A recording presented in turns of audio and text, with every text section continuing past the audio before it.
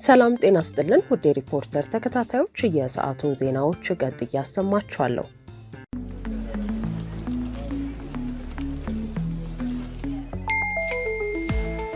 ለሰራተኞች ደሞዝና ተጨማሪ ክፍያዎችን ለመፈጸም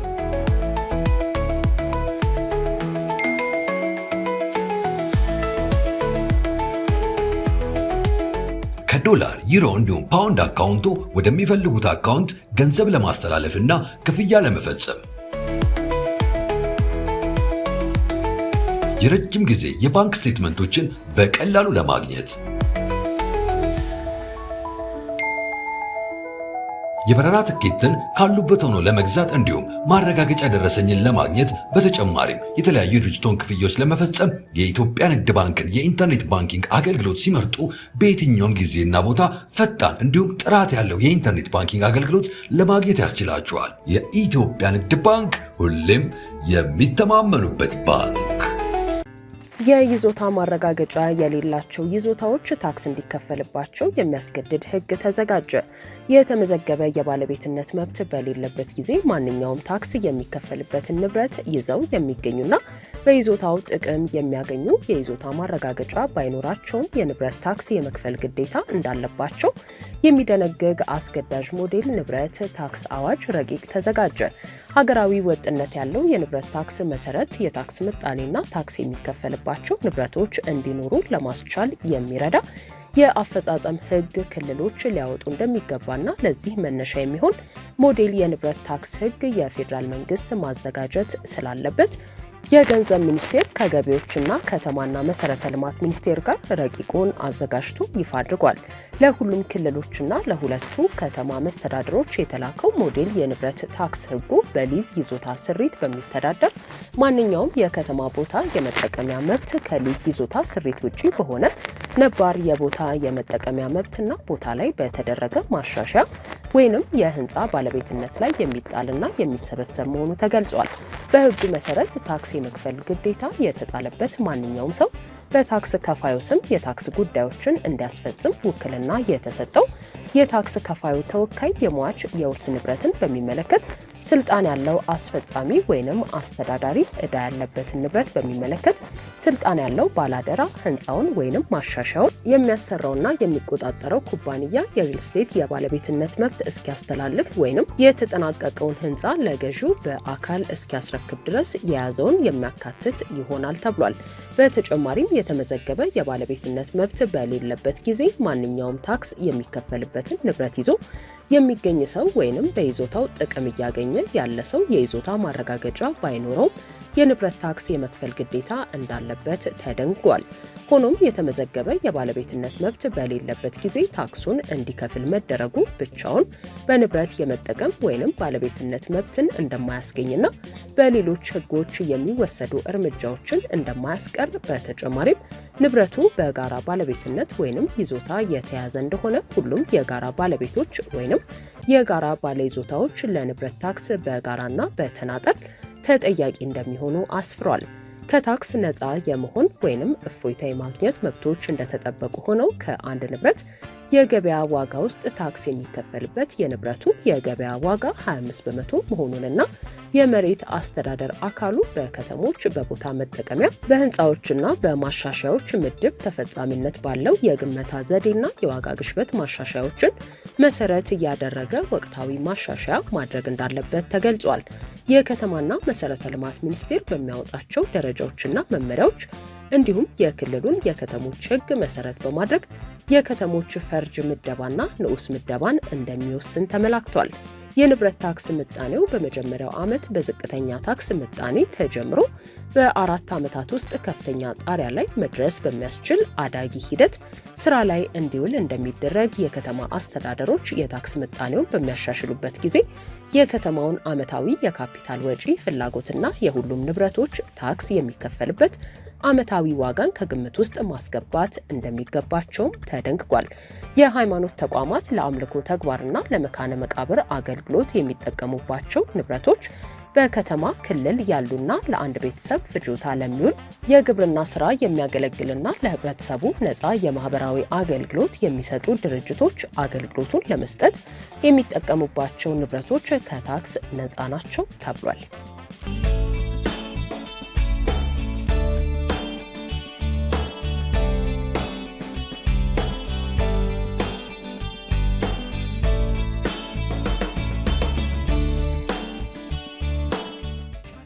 በግል የጥበቃ ኤጀንሲ ሰራተኞች በአንድ ክፍለ ከተማ ብቻ ከ150 በላይ ወንጀሎች መፈጸማቸው ተነገረ። በአዲስ አበባ ከተማ በየካ ክፍለ ከተማ ባለፉት 2 ዓመታት 153 ወንጀሎች በግል የጥበቃ ኤጀንሲ ሰራተኞች አማካኝነት መፈጸማቸውን የየካ ክፍለ ከተማ ፖሊስ መምሪያ ገልጿል። የስልጠና መርሃ ግብሩ መነሻ ሰነድ ላይ ገለጻ ያደረጉት የየካ ክፍለ ከተማ ፖሊስ መምሪያ ምክትል አዛዥ ኮማንደር ኃይሉ አስካለ በአዲስ አበባ ከተማ ፍቃድ አውጥተው እየሰሩ ከሚገኙ የግል የጥበቃ ኤጀንሲዎች ውስጥ የተሰጣቸውን ኃላፊነትና ግዴታ በአግባቡ የሚወጡ እንዳሉ ሁሉ ወንጀሎች ላይ የሚሳተፉ መኖራቸውን ገልጸዋል። ለአብነትም በየካ ክፍለ ከተማ በ2016 እና 2017 ዓ.ም ብቻ 153 የባንክና የተለያዩ ድርጅቶች ዘረፋ፣ የመኪናና የመኪና ዕቃ ስርቆት፣ የመሰረተ ልማትና የቤት ለቤት ስርቆት እንዲሁም የጦር መሳሪያ ዝርፊያ ወንጀሎች መፈጸማቸውን ተናግረዋል። ድርጊቱ በክፍለ ከተማው በሚገኙ 48 የጥበቃ ኤጀንሲዎች ውስጥ በሚሰሩ 105 ሰራተኞች መፈጸሙን አስረድተዋል። በተያዘው በጀት ዓመት ደግሞ 7 ሌብነት፣ 2 የመኪና ስርቆትና 4 የቤት ለቤት ዘረፋ መፈጸሙን ተናግረዋል። በጥበቃነት የሚቀጠሩ ሰራተኞች መረጃ የተሟላ አለመሆን፣ የሰራተኞች ቅጥርን በመስፈርት ሳይሆን በብሔር በዝምድና መፈጸም፣ የስራ ውል ዋስትናና የታደሰ መታወቂያ ሳይኖር አዲስ ሰራተኞችን ወደ ስራ ማስገባት፣ ኤጀንሲዎች ቋሚ ቦታ ሳይኖራቸው መስራትና ለተቀጣሪ ሰራተኞች ስልጠና አለመሰጠቱ የወንጀል ድርጊቶቹ እንዲፈጸሙ ያደረጉ ዋና ዋና ምክንያቶች መሆናቸውንም ገልጸዋል። ደሞዝ በአግባቡ አለመክፈል፣ ከሰራተኛው መብት መጠበቅ ይልቅ ለገቢያቸው የበለጠ ትኩረት መስጠት፣ መስፈርትን አሟልቶ ቅጥር አለመፈጸምና የተቋማት ቀጥተኛ ተጠሪነት ለማን እንደሆነ አለመታወቁ የግል ጥበቃ አሰሪዎች ዋና ዋና ችግሮች መሆናቸውንም አስረድተዋል። የመድረኩ ተሳታፊዎች በተለይም የደሞዝ ክፍያ አነስተኛ መሆን በዘርፉ ያሉ ሰራተኞችን ወደ ዝርፊያ እንዲገቡ እያደረገ መሆኑን በተደጋጋሚ ሲናገሩ የተደመጡ ሲሆን ኤጀንሲዎች የደሞዝ ማስተካከያ የሚያደርጉበት ሁኔታ ላይ እንዲሰራም ጠይቀዋል። ኮማንደር ኃይሉ ከመድረኩ ተሳታፊዎች ለተነሳው የደሞዝ ጭማሪ በሰጡት ምላሽ ሰራተኞች ራሳቸው ውል በገቡት መሰረት እንደሚከፈላቸው ገልጸው ከኤጀንሲዎች ጋር እንዲነጋገሩ በመንግስት በኩል መታየት ያለበት ሁኔታ ካለም ጥያቄው ለሚመለከተው አካል በቀጣይ እንደሚቀርብ ተናግረዋል። ሆኖም ሰራተኞች በሚከፈላቸው ዝቅተኛ ደሞዝ የተነሳ ወደ ስርቆት ይገባሉ መባሉ ትክክለኛ ያልሆነ እሳቤ መሆኑን ሊስተካከል እንደሚገባና ሁሉ ወንጀልን አበክሮ መከላከል ላይ በትኩረት መስራት እንዳለበትም አሳስበዋል።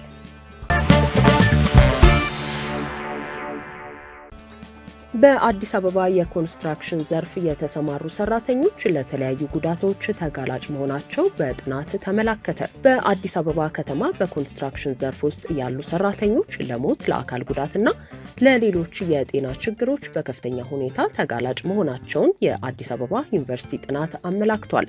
የአዲስ አበባ ከተማ አስተዳደር ስራና ክህሎት ቢሮ በአዲስ አበባ ዩኒቨርሲቲ ያስጠናውና በከተማው በሚገኙ 562 አነስተኛ፣ መካከለኛና ከፍተኛ የአምራች አገልግሎት ሰጪና የኮንስትራክሽን ኢንዱስትሪዎች የስራ ቦታ ደህንነትና ጤና ስርዓት ላይ ትኩረቱን ያደረገው የግምገማ ጥናት ሪፖርት ታህሳስ 9 ቀን 2018 ዓ.ም ለባለድርሻ አካላት ይፋ ሲያደርግ ነው ይህ የተገለጸው።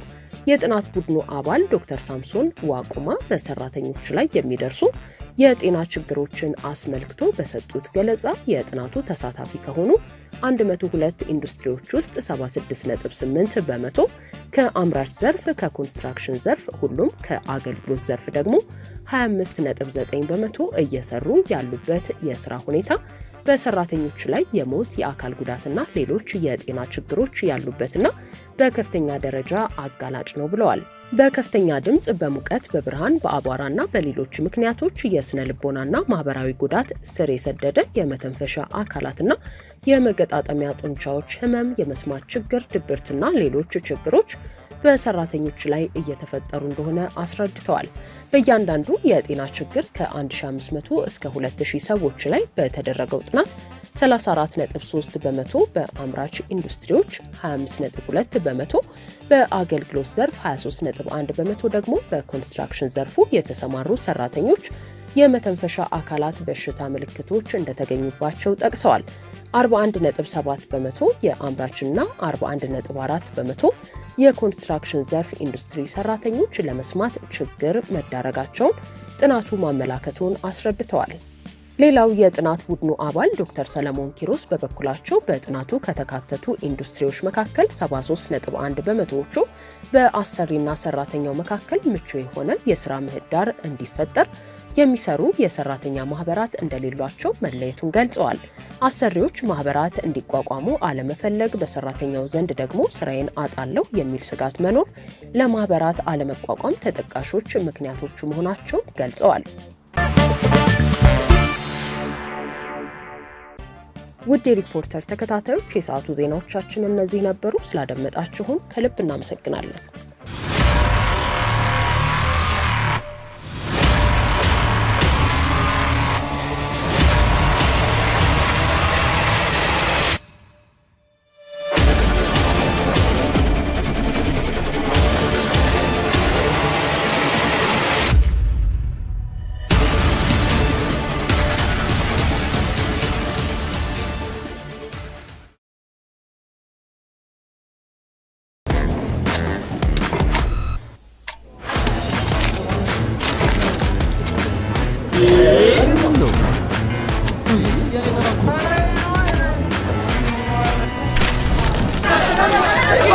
ዘመናዊ የባንክ አገልግሎቶችን በማስተዋወቅ ፈርቀዳጅ የሆነው ባንካችን አቢሲኒያ አሁን ደግሞ በአይነቱ ለየት ያለውን ወረቀት አልባ የባንክ አገልግሎት በሁሉም ቅርንጫፎቹ ይዞልዎት መጥቷል። በስማርት ቴክኖሎጂ በመታገዝ የፊት ገጽን ወይም የጣት አሻራን በመጠቀም በራስ አገዝ አገልግሎት ወይም በባንካችን ሰራተኞች ታግዘው ሂሳብ መክፈት፣ ገንዘብ ገቢ ወጪ ማድረግም ሆነ ሌሎች ፈጣንና ደህንነቱን የጠበቀ የተሟላ የባንክ አገልግሎቶች ያገኛሉ። አቢሲኒያ የሁሉም ምርጫ።